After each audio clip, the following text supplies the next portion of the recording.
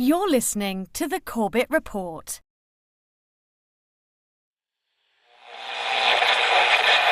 High oil prices helped ExxonMobil boost its profits to nearly $11 billion in the latest quarter. Shell is the latest oil company to report a big rise in profits, thanks to higher oil prices. The ability of speculators to profit is surely dwarfed by the ability of oil-producing nations to profit from a higher price of oil. Maybe the easiest way for these guys to make the money? Manipulate oil back above $50, even $60. Oil. From farm to pharmaceutical, diesel truck to dinner plate, pipeline to plastic product, it is impossible to think of an area of our modern-day lives that is not affected by the petrochemical industry. The story of oil is the story of the modern world. Parts of that story are well known. Rockefeller and Standard Oil, the internal combustion engine and the transformation of global transport, the House of Saud and the oil wars in the Middle East. Other parts are more obscure. The quest for oil in the outbreak of World War I, the petrochemical interests behind modern medicine, the big oil money behind the Green Revolution and the Gene Revolution. But that story, properly told, begins somewhere unexpected. Not in Pennsylvania with the first commercial drilling operation and the first oil boom, but in the rural backwoods of early 19th century New York State. And it doesn't start with crude oil or its derivatives, but a different product altogether. Snake oil. Dr. Bill Livingston, celebrated cancer specialist, was the very image of the traveling snake oil salesman. He was neither a doctor nor a cancer specialist. His real name was not even Livingston. More to the point, the rock oil tonic he pawned was a useless mixture of laxative and petroleum and had no effect whatsoever on the cancer of the poor townsfolk he conned into buying it. He lived the life of a vagabond, always on the run from the last group of people he had fooled, engaged in ever more outrageous deceptions to make sure that the past wouldn't catch up with him. He abandoned his first wife and their 6 children to start a bigamous marriage in Canada at the same time as he fathered 2 more children by a 3rd woman. He adopted the name Livingston after he was indicted for raping a girl in Cayuga in 1849. When he wasn't running away from them or disappearing for years at a time, he would teach his children the tricks of his treacherous trade. He once bragged of his parenting technique. "I cheat my boys every chance I get. I want to make 'em sharp." A towering man of over 6 feet and with natural good looks that he used to his advantage, he went by Big Bill. Others, less generously, called him Devil Bill.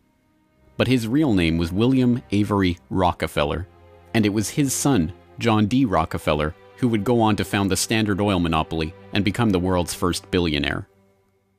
The world we live in today is the world created in Devil Bill's image. It's a world founded on treachery, deceit, and the naivety of a public that has never wised up to the parlor tricks that the Rockefellers and their ilk have been using to shape the world for the past century and a half. This is the story of the oiligarchy.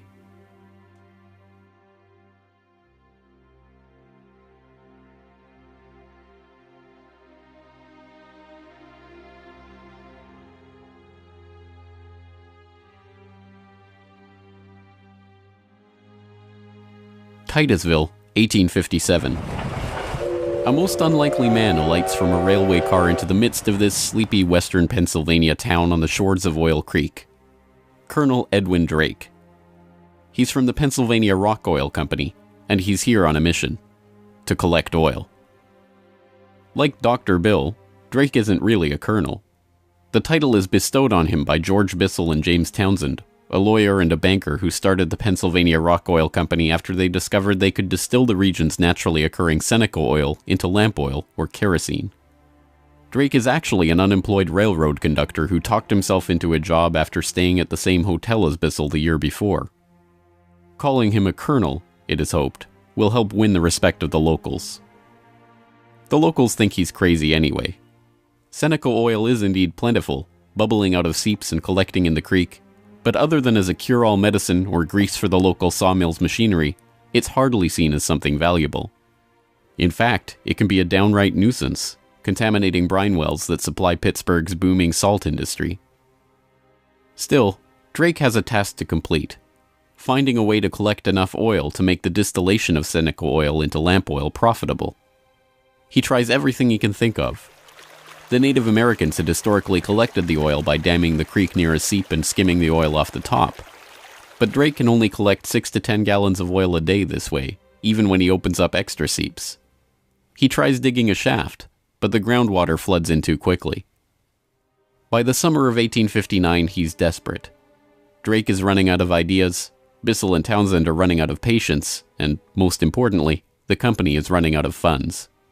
He turns to Uncle Billy Smith, a Pittsburgh blacksmith who had experience drilling brine wells with steam-powered equipment. They get to work drilling down through the shale bedrock to reach the oil. It's maddeningly slow work, with the crude equipment struggling to get through 3 feet of bedrock a day. By August 27th, they've drilled down 69.5 feet. Drake has used the last of his funds, and Bissell and his partners have decided to close up the operation. On August 28th, they strike oil.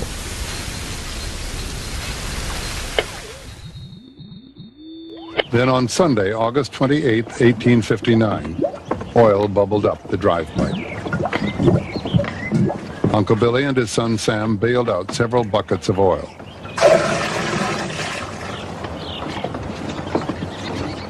On Monday, the very day that Colonel Drake received his final payment and an order to close down the operation, they hitched the walking beam to a water pump, and the oil began to flow.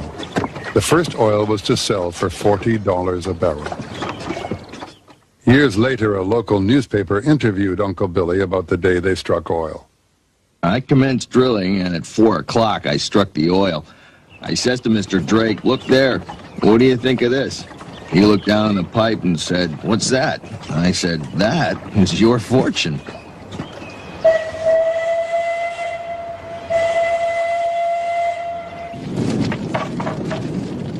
Drake's well proved that by drilling for it, oil could be found in abundance and produced cheaply. Overnight, a whole new industry was born.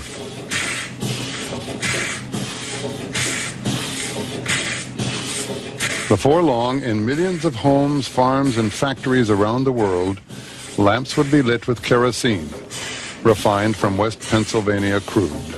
When the word came out that Drake had struck oil, the cry went up throughout the narrow valleys of western Pennsylvania. The crazy Yankee has struck oil, the crazy Yankee has struck oil. And it was the first great boom. It was like a gold rush.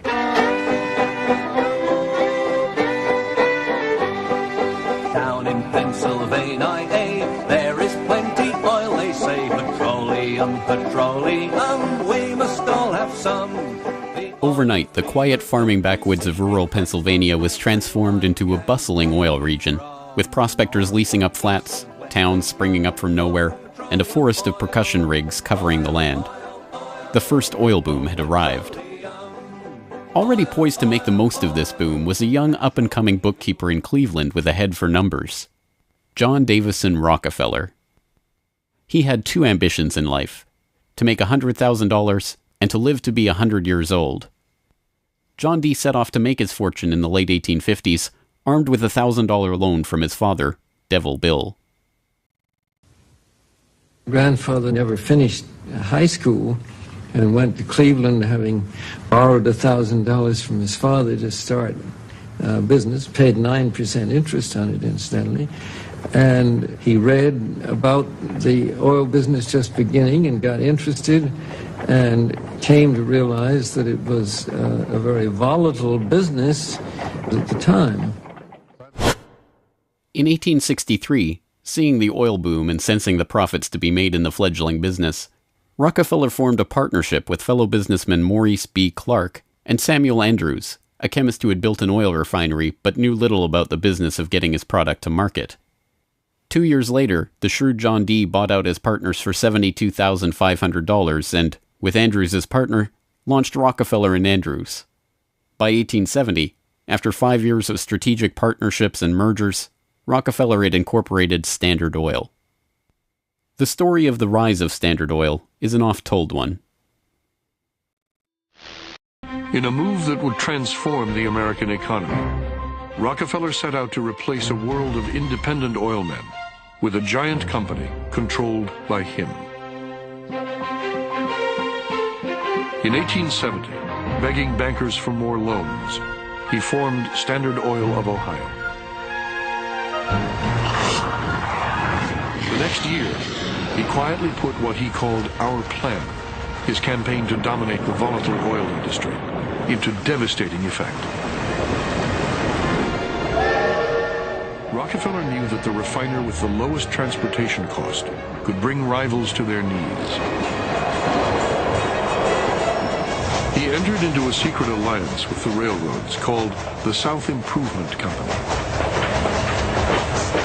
In exchange for large, regular shipments, Rockefeller and his allies secured transport rates far lower than those of their bewildered competitors. By 1879, when Rockefeller is 40, he controls 90% of the oil refining in the world.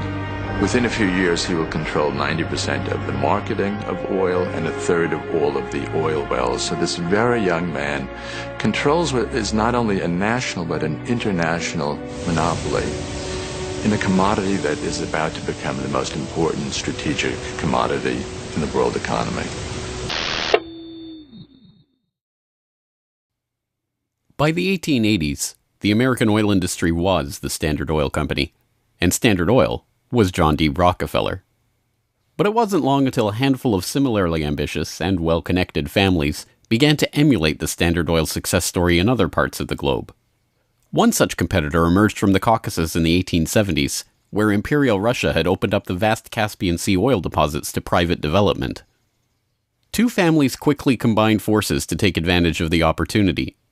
The Nobels, led by Ludwig Nobel and including his dynamite-inventing, prize-creating brother Alfred, and the French branch of the infamous Rothschild banking dynasty, led by Alphonse Rothschild. In 1891, the Rothschilds contracted with M. Samuel & Co., a Far East shipping company headquartered in London and run by Marcus Samuel, to do what had never been done before: ship their Nobel-supplied Caspian oil through the Suez Canal to East Asian markets. The project was immense. It involved not only sophisticated engineering to construct the first oil tankers to be approved by the Suez Canal Company, but the strictest secrecy. If word of the endeavor was to get back to Rockefeller through his international intelligence network, it would risk bringing the wrath of Standard Oil, which could afford to cut rates and squeeze them out of the market. In the end, they succeeded, and the first bulk tanker, the Murex, sailed through the Suez Canal in 1892 en route to Thailand. In 1897, M. Samuel & Co. became the Shell Transport and Trading Company. Realizing that reliance on the Rothschild Nobel Caspian oil left the company vulnerable to supply shocks, Shell began to look to the Far East for other sources of oil. In Borneo, they ran up against Royal Dutch Petroleum, established in The Hague in 1890 with the support of King William III of the Netherlands, to develop oil deposits in the Dutch East Indies. The two companies, fearing competition from Standard Oil, merged in 1903 into the Asiatic Petroleum Company, jointly owned with the French Rothschilds, and in 1907 became Royal Dutch Shell. Another global competitor to the Standard Oil throne emerged in Iran at the turn of the 20th century.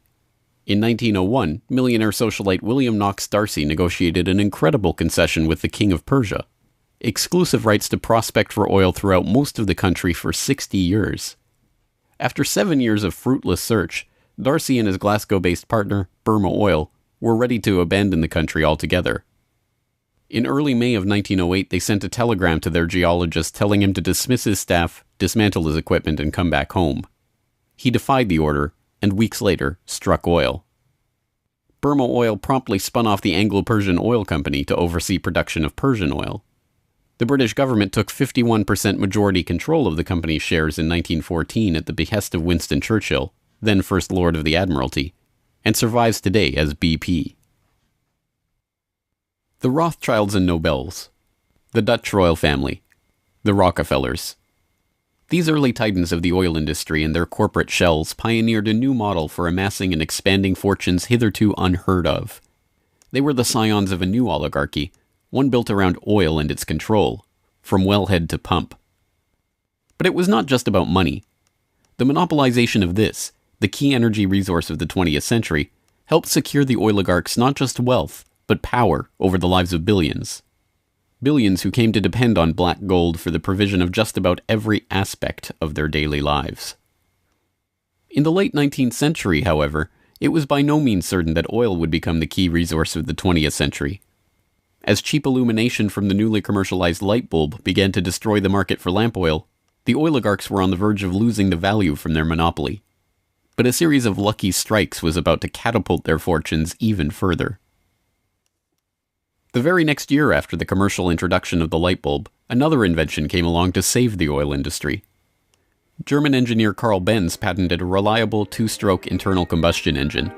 The engine ran on gasoline, another petroleum byproduct, and became the basis for the Benz motor wagon that, in 1888, became the first commercially available automobile in history. And with that stroke of luck, the business that Rockefeller and the other oligarchs had spent decades consolidating was saved. But more luck was needed to ensure the market for this new engine. In the early days of the automobile era, it was by no means certain that gas-powered cars would come to dominate the market. Working models of electric vehicles had been around since the 1830s, and the first electric car was built in 1884. By 1897, there was a fleet of all-electric taxis shuttling passengers around London. The world land speed record was set by an electric car in 1898. By the dawn of the 20th century, electric cars accounted for 28% of the automobiles in the United States. The electrics had advantages over the internal combustion engine. They required no gear shifting or hand cranking, and had none of the vibration, smell, or noise associated with gasoline-powered cars. Lady Luck intervened again on January 10, 1901, when prospectors struck oil at Spindletop in East Texas. The gusher blew 100,000 barrels a day and set off the next great oil boom, providing cheap, plentiful oil to the American market and driving down gas prices.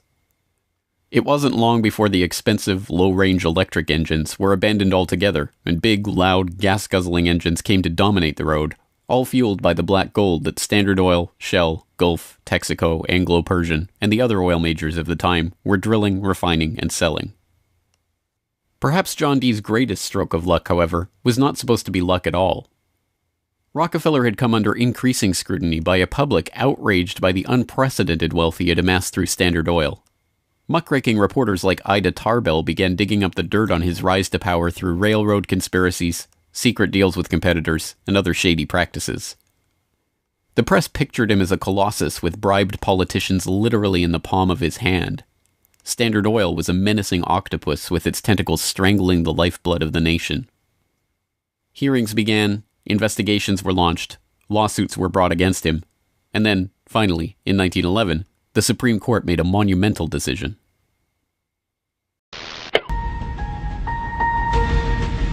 On May 15, 1911, the Supreme Court of the United States declared that Standard Oil was a monopoly in restraint of trade and should be dissolved. Rockefeller heard of the decision while golfing at Kankit with a priest from the local Catholic Church, Father J.P. Lennon. And Rockefeller reacted with amazing aplomb. He turned to the Catholic priest and said, "Father Lennon, have you some money?" And the priest was very startled by the question and said, "No." And then he said, "Why?" And Rockefeller replied, "Buy Standard Oil." As Rockefeller foresaw, the individual Standard Oil companies were worth more than the single corporation. In the next few years, their shares doubled and tripled in value.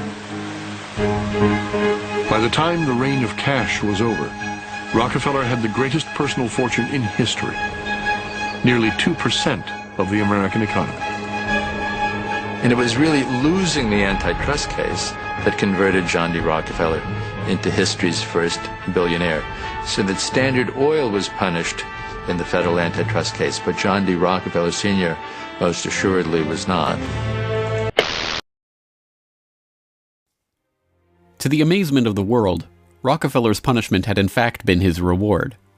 Rather than being taken down a peg, the splitting up of the Standard Oil monopoly had launched him as the world's only acknowledged billionaire at a time when the average annual income in America was $520. Rockefeller's story was perfectly mirrored by the story of Colonel Edwin Drake. Having struck oil in Titusville and given rise to a billion-dollar global industry, Drake had not had the foresight to patent his drilling technique or even to buy up the land around his own well. He ended up in poverty, relying on an annuity from the state of Pennsylvania to scrape together a living, and dying in 1880. For the oligarchy, the lesson of the rise of Rockefeller was obvious. The more ruthlessly that monopoly was pursued, the tighter that control was grasped, The greater the lust for power and money, the greater the reward would be in the end.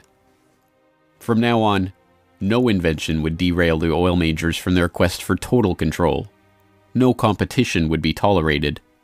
No threat to the oiligarchs would be allowed to rise.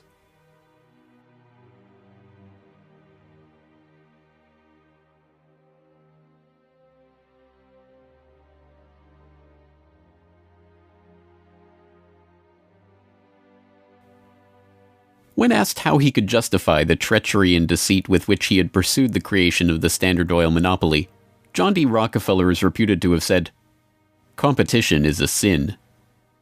This is the mentality of the monopolist, and it is this justification, framed as religious conviction, that drove the oligarchs to so ruthlessly eliminate anyone who would dare rise up as a pretender to their throne. Ironically, it was the competition between the oligarchs in the early 20th century that helped give rise to an early external threat to their empire: alcohol fuel. As historian Lyle Cummins has noted of the period, the oil trust battles between Rockefeller, the Rothschilds, the Nobels, and Marcus Samuel's Shell kept prices in a state of flux, and engines often had to be adaptable to the fuel that was available. In many areas where oil wasn't available, the alternative was alcohol. Ethyl alcohol had been used as fuel for lamps and engines since the early 19th century. Although it was generally more expensive, alcohol fuel offered a stability of supply that was alluring, especially in areas like London or Paris that did not have predictable access to oil supplies. Alcohol has a lower heat value, or BTU, than gasoline, but a series of tests by the U.S. Geological Survey and the U.S. Navy in 1907 and 1908 proved that the higher compression ratio of alcohol engines could perfectly offset the lower heat value, thus making alcohol and gasoline engines fuel economy equivalent. One early supporter of alcohol fuel was Henry Ford, who designed his Model T to run on either alcohol or gasoline. Sensing an opportunity for new markets to boost the independent American farms that he felt were vital to the nation, Henry Ford told the New York Times, "The fuel of the future is going to come from fruit like that sumac out by the road, or from apples, weeds, sawdust, almost anything. There is fuel in every bit of vegetable matter that can be fermented." Farmers, looking to capitalize on this, lobbied for the repeal of a $2.08 per gallon alcohol tax that had been imposed to help pay for the Civil War. They were aided by those who saw fuel alcohol as a way to break the oligarchs' monopoly. In support of a bill to repeal the alcohol tax, President Teddy Roosevelt told the U.S. Congress in 1906, "The Standard Oil Company has, largely by unfair or unlawful methods, crushed out home competition. It is highly desirable that an element of competition should be introduced by the passage of some such law as that which has already passed the House, putting alcohol used in the arts and manufactures upon the free list." The alcohol tax was repealed in 1906, and for a time corn ethanol at 14 cents a gallon was cheaper than gasoline at 22 cents a gallon. The promise of cheap, unpatentable, unmonopolizable fuel production open to anyone with raw vegetable matter and a still, swept the nation. But cheap, plentiful fuel that can be grown and produced locally and independently is not what the oligarchs had in mind.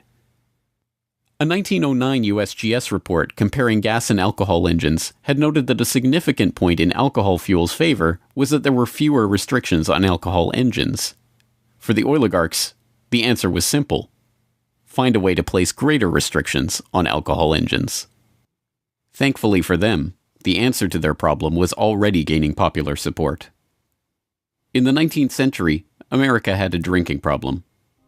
By 1830, the average American over 15 years old drank 7 gallons of pure alcohol per year, 3 times higher than today's average.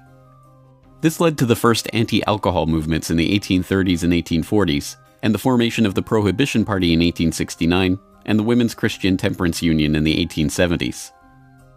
The movement enjoyed widespread and growing support, but had few political successes.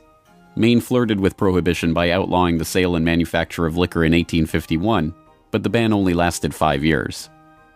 This changed with the formation of the Anti-Saloon League in Standard Oil's birth state of Ohio in 1893. The ASL was started by John D. Rockefeller's longtime personal friend Howard Hyde Russell, and was bankrolled in part by generous annual donations from Rockefeller himself. The ASL, with Rockefeller's backing, quickly became the driving force behind a national movement to outlaw the production and sale of alcohol. Rockefeller was a teetotaler himself, not from moral concern, but because he was afraid that good cheer among friends would lead to his downfall in business. Stephen Harkness, one of the silent partner investors in Standard Oil and a director in the company until his death, had caught Rockefeller's eye when he made a fortune buying up whiskey in advance of a new excise tax that he had been tipped about and selling it at a huge profit after the tax kicked in. No, Rockefeller and Standard Oil were not concerned about the moral state of the nation, except as far as it impacted their bottom line. But when Prohibition did come in 1920, it had an interesting side effect. Although it didn't ban the use of ethanol as a fuel directly, it did lead to increasingly burdensome restrictions, requiring producers to add petroleum products to their ethanol to make it poisonous before it could be sold. Alcohol fuel, now completely unable to compete with gasoline, was abandoned altogether by the automobile industry.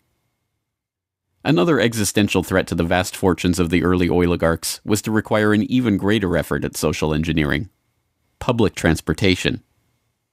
By the end of World War I, private car ownership was still a relative rarity. Only 1 in 10 Americans owned a car. Rail was still the transportation of choice for the vast majority of the public, and city dwellers in most major cities relied on electric trolley networks to transport them around town.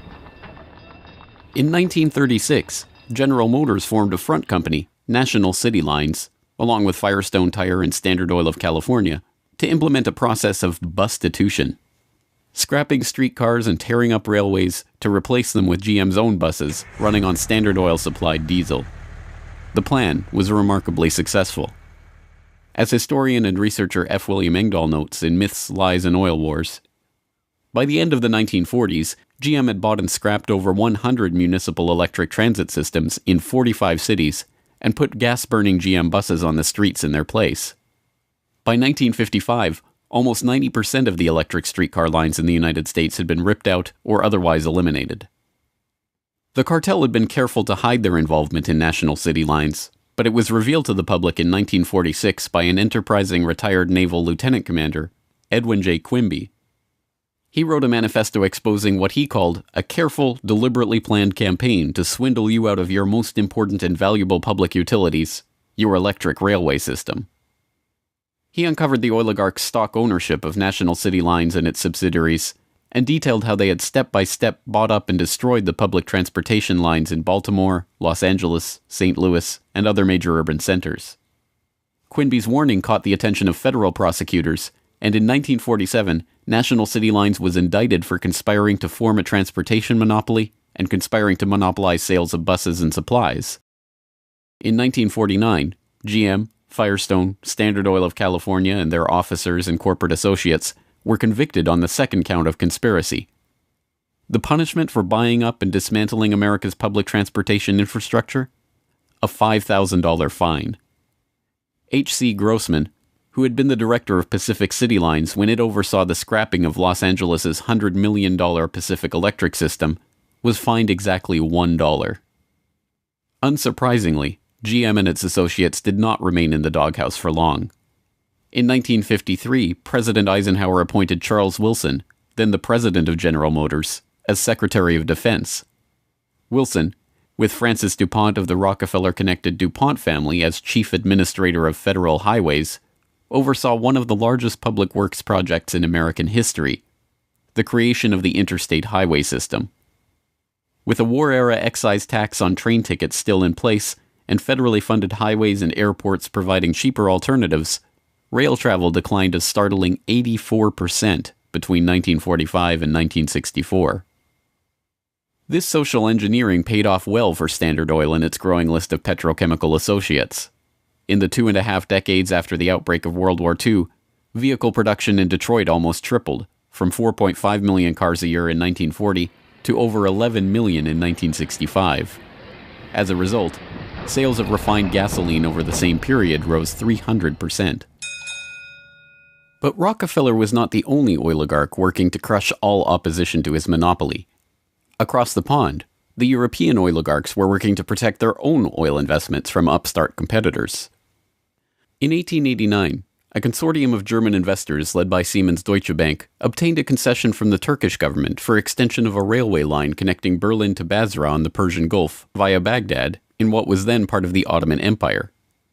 The Berlin-Baghdad railway concession was for 99 years and came with mineral rights for 20 kilometers on either side of the line, an especially lucrative deal since the rail cut right through the heart of the still untapped Mesopotamian oil region south of Mosul along the Tigris River. For the powers behind the British Empire, concerned with the military rise of Germany, this deal was unacceptable. Well, Germany, in the end of the 19th century, was looking for outlets for its exports, its industrial exports, as the German economy was growing like China is growing in the last 30 years. And they decided that Turkey would be an ideal strategic trade partner for Germany. And Georg von Siemens, one of the directors of Deutsche Bank, came up with a strategy to extend a railway from Berlin all the way down to Baghdad, which was then part of the Ottoman Empire, Baghdad in Iraq today, near the Persian Gulf.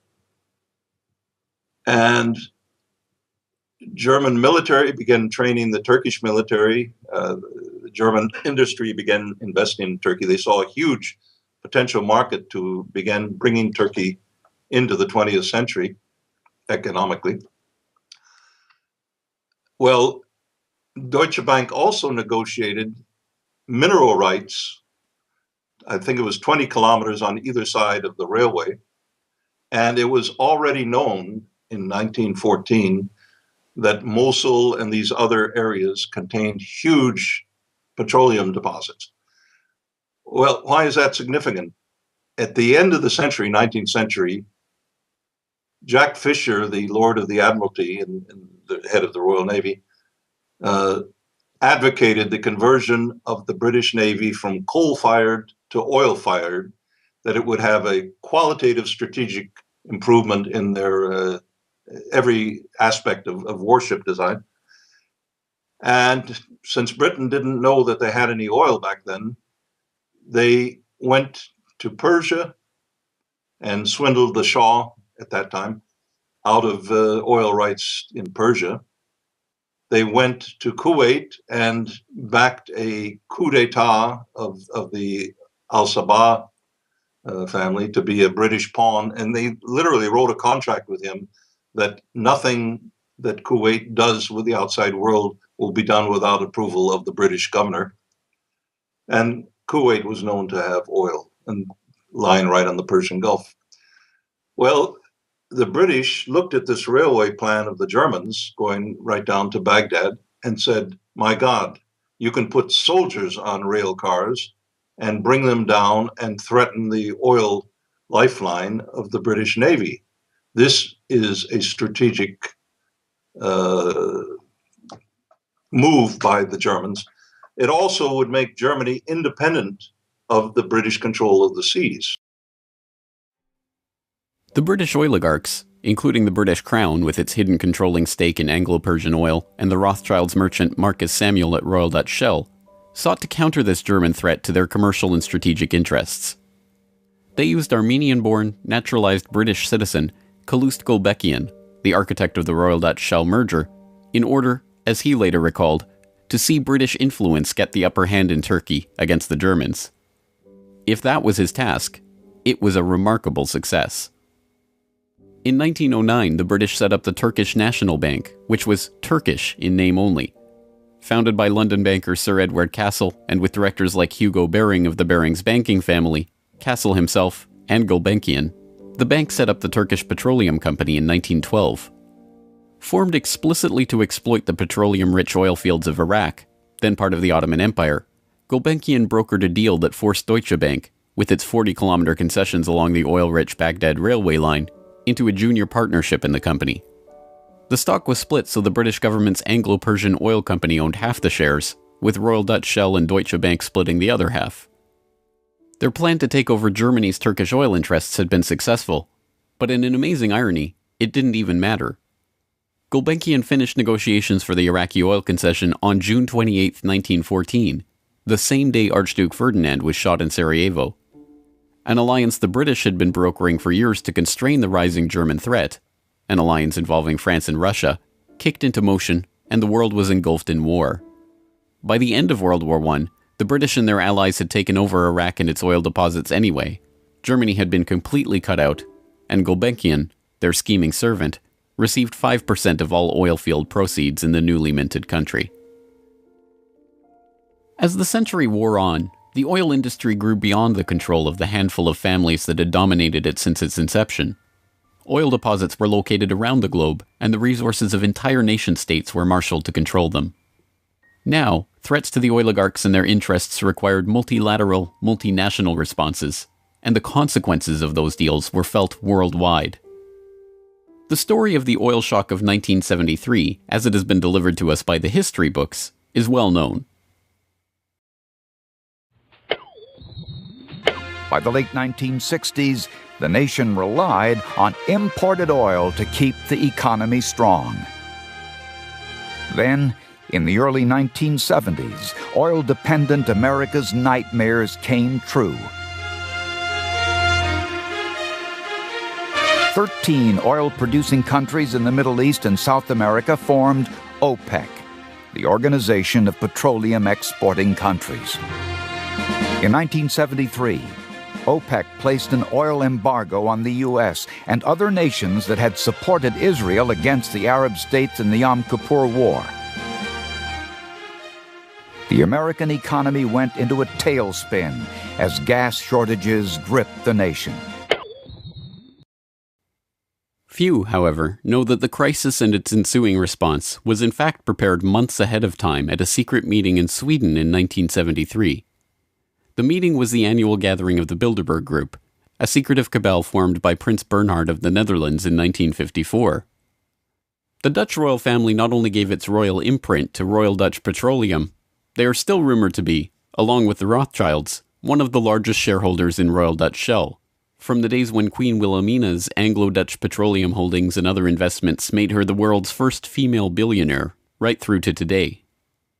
Bernhard's guest list at the Bilderberg Group reflected his position in the oligarchy. Alongside him at the Swedish conference were David Rockefeller of the Standard Oil dynasty and his protege Henry Kissinger, Baron Edmund de Rothschild, E.G. Collado, the vice president of Exxon, Sir Dennis Greenhill, director of British Petroleum, and Gerrit A. Wagner, president of Bernhard's own Royal Dutch Shell. At the meeting in Sweden, held 5 months before the oil crisis began, the oligarchs and their political and business allies were planning their response to a monetary crisis that threatened the world dominance of the US dollar. Under the Bretton Woods system, negotiated in the final days of World War II, the US dollar would be the backbone of the world monetary system, convertible to gold at $35 per ounce, with all other currencies pegged to it. Increasing US expenditures in Vietnam and decreasing exports caused Germany, France, and other nations to start demanding gold for their dollars.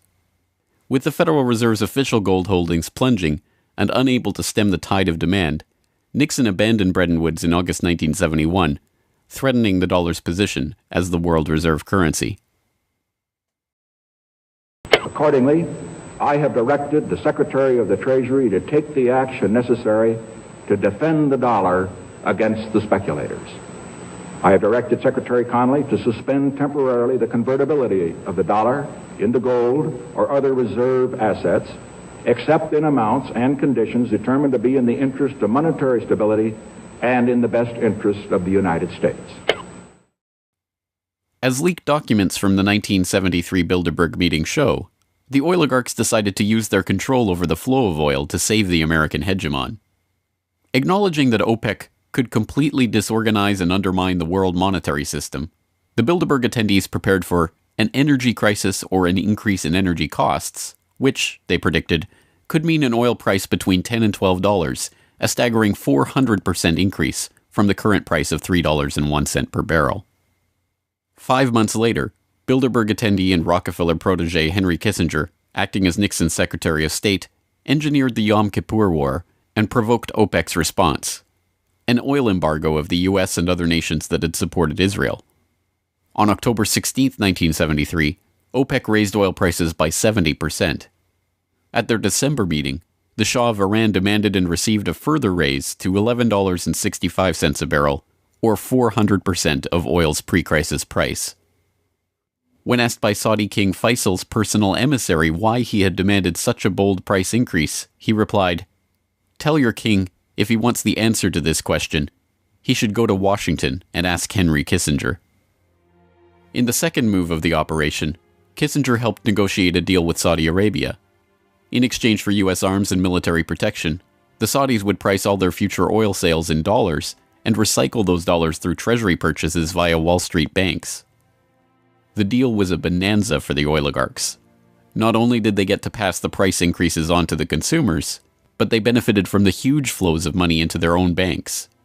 The Shah of Iran parked the National Iranian Oil Company's revenues in Rockefeller's own Chase Bank, revenues that reached $14 billion per year in the wake of the oil crisis. With the creation of this new system, the petrodollar, the oligarchs had reached unprecedented levels of control over the economy.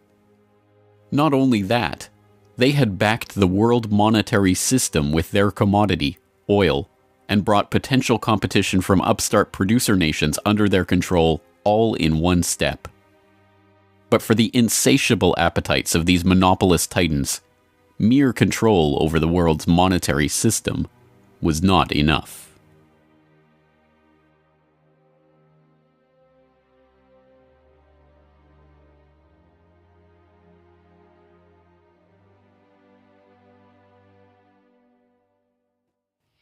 In the 19th century, railroad conspiracies and predatory pricing had been enough to assure the oligarchs' monopoly. But by the time that the British Crown, the Dutch royal family, the Rothschilds, and the other European oligarchs began opening up the Middle East and the Far East to oil exploration in the early 20th century, the goal was no longer to maximize profits or control the oil industry. It was not even to control international diplomacy.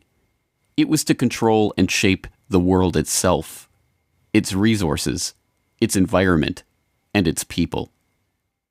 In order to achieve this goal, the oligarchy would need a facelift. In the current age, with the Rockefeller name now more likely to be associated with Rockefeller Plaza or Rockefeller University than Standard Oil, it is difficult to understand just how hated John D. was in his own day. He was the head of the Standard Oil Hydra, an octopus strangling the world in his tentacles, a cutthroat gardener pruning the competitors from the flower of his oil monopoly. As one of the richest men the world had ever known, he was an easy target for the average working man's frustration and a magnet for the poor seeking help. He received on average 50 to 60,000 letters a month asking for help. Dozens of people followed him in the street. Literally, crowds stood around the Standard Oil offices, waiting for him to come out. Little children, painfully thin, crying in the street and so on. Rockefeller felt overwhelmed.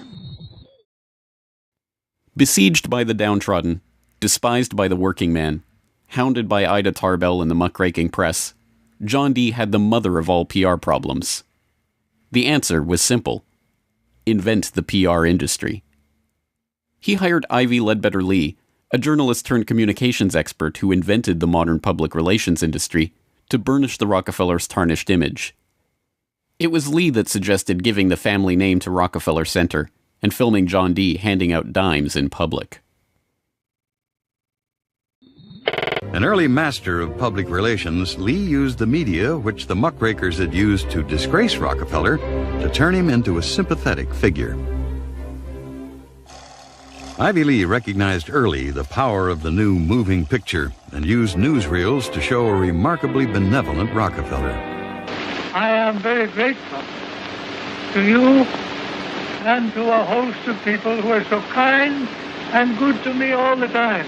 Why? Because you're so good to everybody. Yes, you are.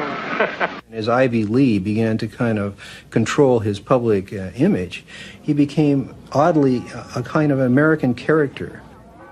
And people kind of warmed to him in a bizarre sort of way. It was like having Frankenstein on the loose walking around New York City or something like that, with a cane and a long hat. Although this plane never takes off, this photo opportunity was presented as Senior's first flight. Perhaps Ivy Lee's most brilliant public relations move was the casting of Rockefeller as the man who gave out dimes. Don't you give a dime, Mr. Rockefeller? Oh, please. You read a dime? Thank you, sir. Thank you very much. I consider And I myself... thank you for the ride. I consider myself more than amply paid. Bless you, bless you, Yes. bless you. These PR stunts seem obvious and ham-handed by today's standards, but they were effective enough. To this day, people leave dimes on the stone marker at the base of the 70-foot Egyptian obelisk that towers over John Dee's final resting place in Cleveland's Lakeview Cemetery. But it was not stage-managed photo opportunities like these that transformed Rockefeller into a public hero. In order to win the public over, he was going to have to give them what they wanted. And what they wanted wasn't difficult to understand. Money. But just as his father, Devil Bill, had taught him to do in all his business dealings, Rockefeller made sure to get the better end of the bargain. He would donate his great wealth to the creation of public institutions, but those institutions would be used to bend society to his will. As every would-be ruler throughout history has realized, society has to be transformed from the ground up. Americans in the 19th century still prized education and intellectual pursuits, with the 1840 census finding unsurprisingly that the United States, a nation that had been mobilized by tracts like Thomas Paine's remarkably popular Common Sense, was a nation of readers with a remarkable 93% to 100% literacy rate. Before the first compulsory schooling laws in Massachusetts in 1852, education was private and decentralized, and as a result classical education, including study of Greek and Latin and a solid grounding in history and science, was widespread. But a nation of individuals who could think for themselves was anathema to the monopolists. The oiligarchs needed a mass of obedient workers, an entire class of people whose intellect was developed just enough to prepare them for lives of drudgery in a factory. Into the midst stepped John D. Rockefeller with his first great act of public charity, the establishment of the University of Chicago. He was aided in this task by Frederick Taylor Gates, a Baptist minister that Rockefeller befriended in 1889 and who would go on to be John Dee's most trusted philanthropic advisor. Gates would go on to write a short tract, The Country School of Tomorrow, that laid out the Rockefeller plan for education. In our dream, we have limitless resources, and the people yield themselves with perfect docility to our molding hand. The present educational conventions fade from our minds, and, unhampered by tradition, we work our own goodwill upon a grateful and responsive folk. We shall not try to make these people or any of their children into philosophers, or men of learning or science. We are not to raise up from among them authors, orators, poets, or men of letters. We shall not search for embryo great artists, painters, musicians, nor will we cherish even the humbler ambition to raise up from among them lawyers, doctors, preachers, politicians, statesmen, of whom we now have ample supply. Although Rockefeller's resources weren't exactly limitless, they might as well have been. In 1902, he established the General Education Board to help implement Gates's vision for the Country School of Tomorrow with a staggering $180 million endowment. The Rockefeller influence on education was felt almost immediately, and it was amplified by help from fellow monopolists of the era who were approaching the topic of philanthropy from the same angle. Although best known as a steel magnate, Andrew Carnegie's fortune started on the railroads transporting Rockefeller's Standard Oil around the country, and was greatly magnified by a lucrative investment in property near Oil Creek that provided steady, profitable oil sales. In 1905, he established the Carnegie Foundation for the Advancement of Teaching, a tax-free foundation through which Carnegie and his appointees could direct the development of the education system in the United States, and, eventually, worldwide. In 1910, Rockefeller followed suit by establishing the Rockefeller Foundation, which became the tax-free umbrella organization for his philanthropic ambitions. As the Reese Committee, a congressional investigation into the activities of these tax-free foundations in the 1950s, discovered, it wasn't long before Carnegie's endowment approached Rockefeller's foundation with a proposal to cooperate on their shared desire to transform the American education system in their own image. Norman Dodd, the director of research for the congressional committee who was granted access to the Carnegie Endowment's board minutes, explains.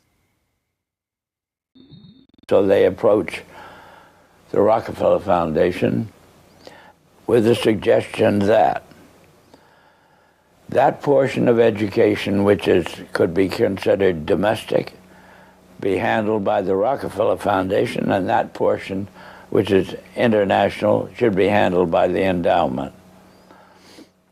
And they then decide that the key to the success of these two operations lay in an alteration in the teaching of American history.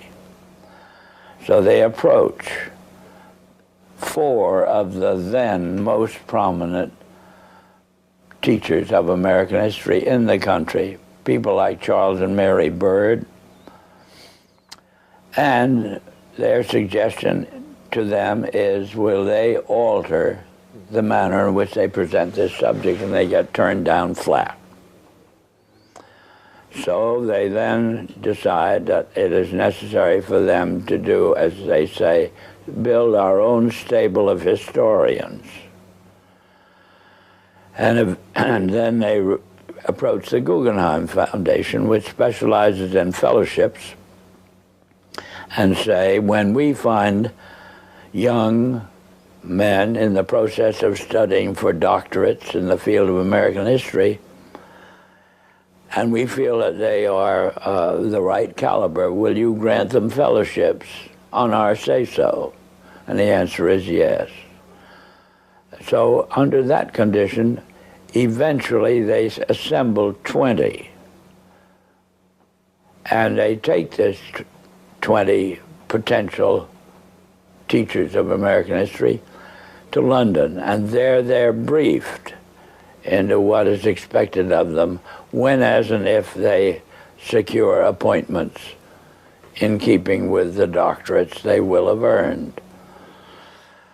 And that group of 20 historians ultimately becomes the nucleus of the American Historical Association. And then toward the end of the 1920s, the endowment grants to the American Historical Association $400,000 for a study of our history in a manner which points to what can this country can it look forward to in the future. And that culminates in a 7-volume study, the last volume of which is, of course, in essence, a summary of the contents of the other 6. And the essence of the last volume is the future of this country belongs to collectivism administered with characteristic American efficiency. With this base for transformation firmly established, the Rockefeller Foundation and like-minded organizations embarked on a program so ambitious that it almost defies comprehension. They transformed the practice of medicine. As usual, the oligarchs that funded this change were also there to profit from it, and once again, John D. took his cue from Devil Bill's example. William Rockefeller had called his brand of snake oil Nujol for new oil, and Standard Oil spun off Nujol as a laxative under their Stanco subsidiary. Manufactured on the same premises as Flit, an insecticide also derived from Standard Oil's byproducts, Nujol sold at the druggist for 28 cents per 6-ounce bottle. It cost Standard Oil less than 1/5 of a cent to manufacture. Pharmaceuticals provided a lucrative new opportunity for the oligarchs, but in a turn-of-the-century America that was still largely based on naturopathic, herbal remedies, it was a tough sell. The oligarchy went to work changing that. In 1901, John D. established the Rockefeller Institute for Medical Research. The institute recruited Simon Flexner, a pathology professor at the University of Pennsylvania, to serve as its director. His brother, Abraham, was an educator who was contracted by the Carnegie Foundation to write a report on the state of the American medical education system. His study, the Flexner Report, along with the hundreds of millions of dollars that the Rockefeller and Carnegie Foundations were to shower on medical research in the coming years, resulted in a sweeping overhaul of the American medical system. Naturopathic and homeopathic medicine, medical care focused on unpatentable, unmarketable natural remedies and cures, was now dismissed as quackery. Only drug-based allopathic medicine requiring expensive medical procedures and lengthy hospital stays was to be taken seriously. The fortunes of Carnegie, Morgan, and Rockefeller financed surgery, radiation, and synthetic drugs. They were to become the economic foundations of the new medical economy. The takeover of the medical industry was accomplished by the takeover of the medical schools. Well, the people that we're talking about, Rockefeller and Carnegie in particular, came to the picture and said, we will put up money. They offered tremendous amounts of money to the schools that would agree to cooperate with them. The donors said to the schools, we're giving you all this money. Now, would it be too much to ask if we could put some of our people on your board of directors to see that our money is being spent wisely? Almost overnight, all of the major universities received large grants from these sources and also accepted 1, 2, or 3 of these people that I mentioned on their board of directors, and the schools literally were taken over by the financial interests that put up the money. Now, what happened as a result of that is that the schools did receive an infusion of money. They were able to build new buildings. They were able to add expensive equipment to their laboratories. They were able to hire top-notch teachers. But at the same time as doing that, they skewed the whole thing in the direction of pharmaceutical drugs. That was the efficiency in philanthropy. The doctors from that point forward in history would be taught pharmaceutical drugs. All of the great teaching institutions in America were captured by the pharmaceutical interests in this fashion. And it's amazing how little money it really took to do it. The oligarchy birthed entire medical industries from their own research centers and then sold their own products from their own petrochemical companies as the cure. It was Frank Howard, a Standard Oil of New Jersey executive, who would go on to persuade Alfred Sloan and Charles Kettering to donate their fortunes to the cancer center that would then bear their name. As director of research at Sloan Kettering, Howard appointed Cornelius Rhodes, a Rockefeller Institute pathologist, to develop his wartime research on mustard gas for the U.S. Army into a new cancer therapy. Under Rhodes's leadership, nearly the entire program and staff of the Chemical War Service was reformed into the Sloan Kettering Drug Development Program, where they worked on converting mustard gas into chemotherapy. And once again, the Rockefellers' own snake oil was being sold as a cancer cure-all. The oligarchs' interest in the burgeoning pharmaceutical industry converged in companies like IG Farben, a drug and chemical cartel formed in Germany in the early 20th century. Royal Dutch's own Prince Bernhard served on an IG Farben subsidiary's board in the 1930s, and the cartel's American operation, set up in cooperation with Standard Oil, included on its board Standard Oil president Walter Teagle, as well as Paul Warburg of Kuhn-Loeb and Company, itself headed by Jacob Schiff of the Rothschild broker family. At its height, IG Farben was the largest chemical company in the world, and the 4th largest industrial concern in the world, right behind Standard Oil of New Jersey. The company was broken up after World War II, but like Standard Oil, its various pieces remained intact, and today BASF, one of its chemical offshoots, remains the largest chemical company in the world, while Bayer and Sanofi, 2 of its pharmaceutical offshoots, are among the largest pharmaceutical companies in the world. Not content merely to monopolize the fields of education and medicine, the same oligarchical interests banded together to take control of America's finances. In 1910, John D. Rockefeller Jr.'s own father-in-law, Senator Nelson Aldrich, Frank Vanderlip of the National City Bank, and Paul Warburg, as well as various agents of J.P. Morgan, met in complete secrecy on Jekyll Island to hammer out the details of what would go on to become the Federal Reserve, America's central bank. The Fed, established in 1913, would be run by hand-picked appointees of the oligarchy and their banking associates, including, perhaps inevitably, Standard Oil president and American IG director Walter Teagle. The Rockefeller family would go on to formally enter the banking field in the 1950s when James Stillman Rockefeller, the grandson of John D's brother, was appointed director of National City Bank. Meanwhile, John D's own grandson, David Rockefeller, would go on to take over Chase Manhattan Bank, the longtime banking partner of the Standard Oil empire. In this move, the Rockefeller story perfectly mirrored that of their fellow oligarchs, the Rothschilds. Whereas the Rothschilds had supplemented their banking fortune with their oil interests, the Rockefellers supplemented their oil fortune with banking interests. Springboarding from success to success as they consolidated monopolies across every field of human activity, the oligarchs' ambitions became even larger. This time, their goal was to consolidate control over the very food supply of the world itself. And once again, they would use philanthropy as the cover for their business takeover.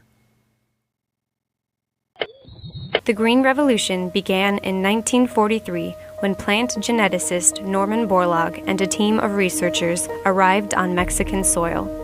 His goal was to improve agricultural techniques and biotechnological methodologies, which in turn would help alleviate starvation and improve the living quality of developing nations. Creating new genetically modified strains of wheat, rice, maize, and other crops, Borlaug planned to win the battle against world hunger. The hope was that these new crops and farming techniques would rescue third world countries from the brink of starvation. That's exactly what happened.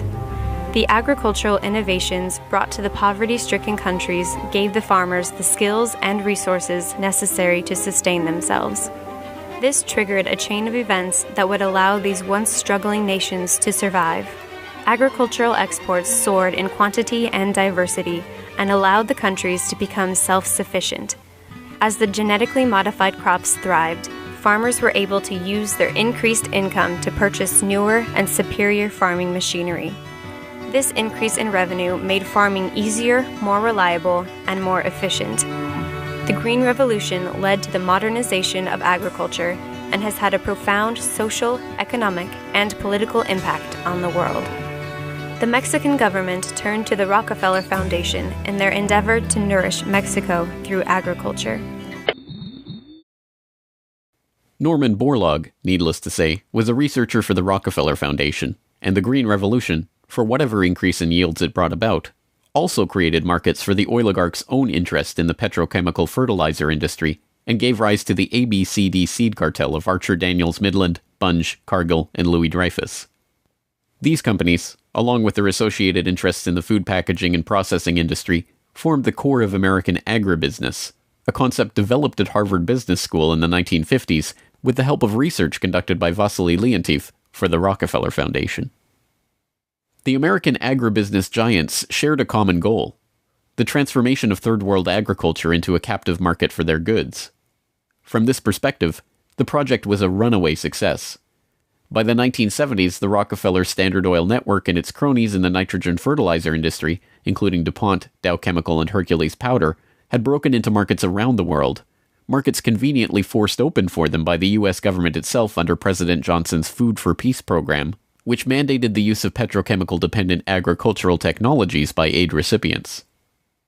Unable to afford these new technologies themselves, the impoverished Third World beneficiaries of this revolution relied on loans from the International Monetary Fund and the World Bank, handled by Rockefeller's own Chase Manhattan Bank and guaranteed by the U.S. government. The real costs of the Green Revolution, economic, agricultural, and environmental, are seldom tallied. Access to these debt-financed petrochemical-dependent technologies exacerbated the difference between the rich landowning class and the landless peasants in countries like India, where land reform and abolition of usury were dropped from the political agenda after the Green Revolution took over. Even then, the revolution's main success, its increase in agricultural yields, has been oversold. Yield growth across India actually slowed after the introduction of agribusiness. The environmental destruction is even more devastating. An overview in the December 2000 edition of Current Science notes, the Green Revolution has not only increased productivity, but it has also produced several negative ecological consequences, such as depletion of lands, decline in soil fertility, soil salinization, soil erosion, deterioration of environment, health hazards, poor sustainability of agricultural lands, and degradation of biodiversity. Indiscriminate use of pesticides, irrigation, and imbalanced fertilization has threatened sustainability. The Rockefeller Foundation even acknowledges the critiques of the Green Revolution it funded into existence, insisting that current initiatives take into account lessons learned. Even so, The foundation continues to fund research and write reports on how to improve prospects for agribusiness investment in its target markets.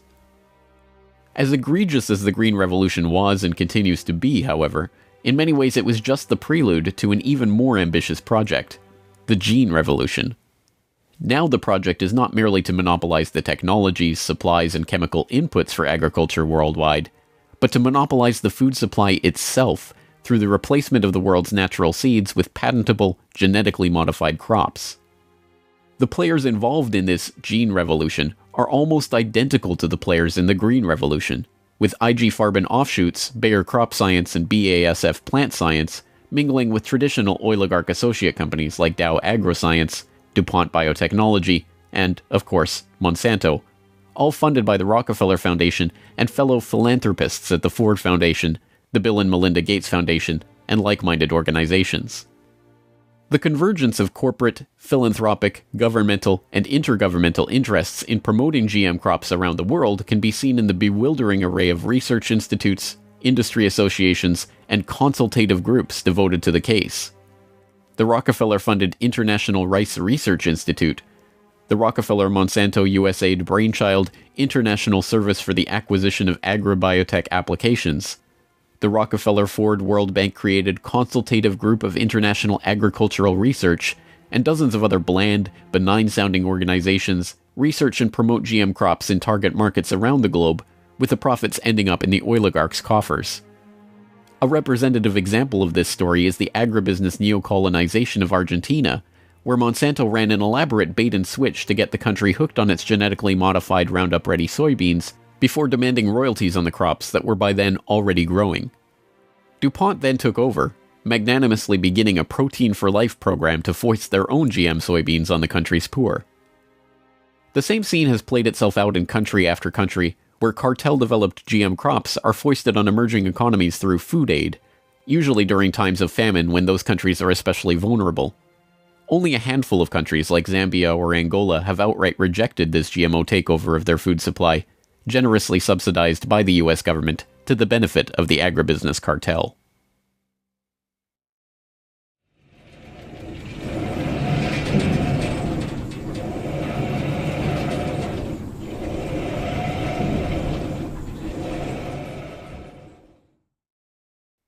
From cutthroat pioneers of the early oil industry to Machiavellian social engineers and geopolitical schemers, the oligarchs have come a long way since the days of Devil Bill's snake oil cure-alls. But his use of every form of deception and trickery to swindle the public informed how John D. and the rest of the oligarchs built up their business interests. As the 20th century drew to a close, it was obvious that for the powerful cartel that built the oil industry, the Rockefellers, the Rothschilds, the British and Dutch royal families, it was no longer about oil, if it ever really was.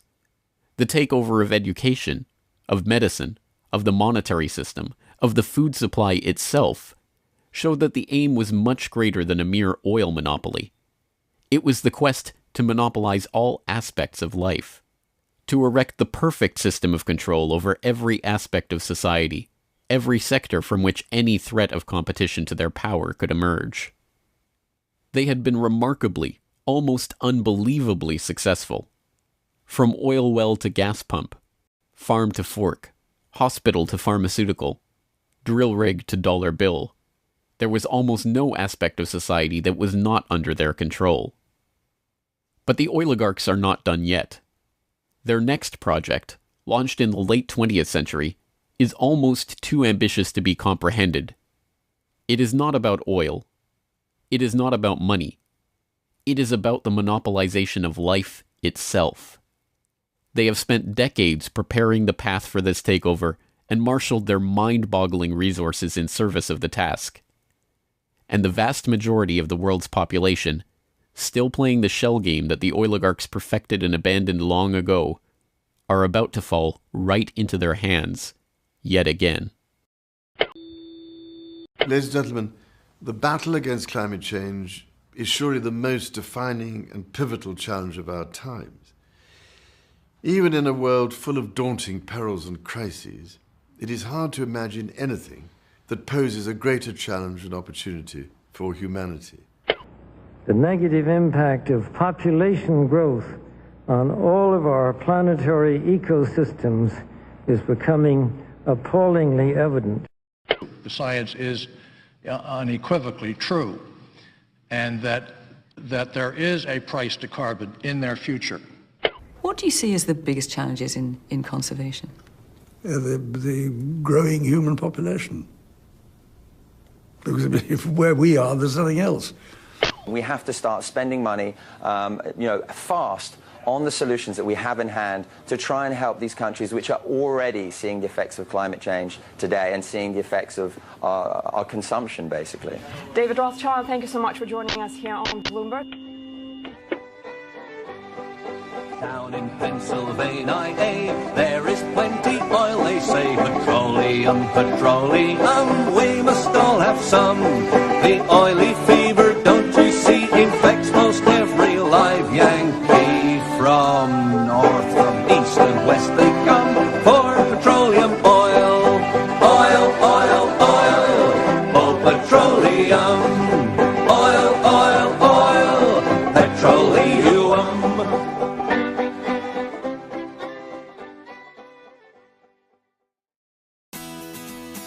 The Corbett Report is brought to you by the Corbett Report subscriber, a weekly newsletter featuring James Corbett's International Forecaster editorial, recommended reading and viewing, discounts on Corbett Report DVDs, and once a month, a subscriber-only video. Sign up today to start receiving your copy at corbettreport.com/support.